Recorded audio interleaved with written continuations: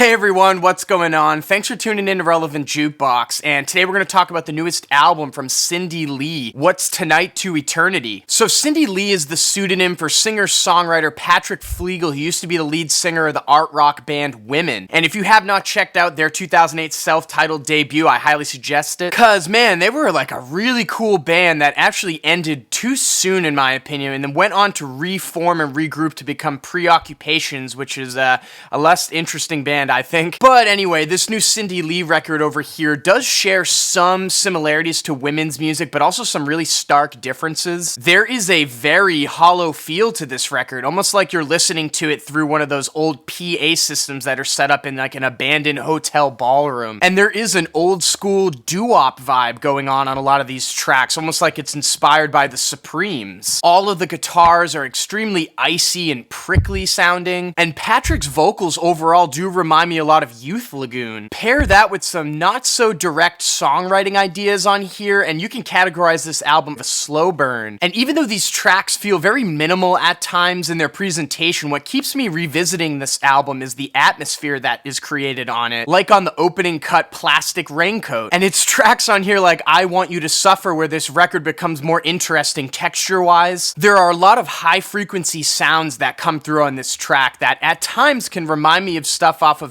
Animal Collective's Merriweather Post Pavilion, but then there's this like breakdown in the middle of the track that gets really noisy and almost reminds me of like Merzbow even. And I'm sure for some listeners out there, the production on this record can be distracting, like on the track The Limit. The vocals on this cut are buried really deep down and quiet and almost obscured, but I really like the guitar line that comes in with all the strings. I mean, it feels like I am walking around in an abandoned hotel room ballroom where everybody used to have like a gala or gatherings back in the 40s, but now they're all ghosts. The title track of this record was kind of a head scratcher though. It's like this 2-minute interlude with all these muted synths, but I mean, it doesn't really fit in with the rest of this record and just kind of feels randomly placed in my opinion. But there is a really strong ending on here with the last 3 tracks. Speaking From Above is just so cool sounding to me. There's some very despondent instrumentation on this cut with a really sour melody that plays throughout it that is literally woven inside of me at this point. It's like this beautiful nightmare overall with all this distortion and feedback that loops and gives this really kaleidoscopic effect. But I mean, man, it's just like the melody on here, like I really can't put my finger on it. It's part creepy, it's part beautiful,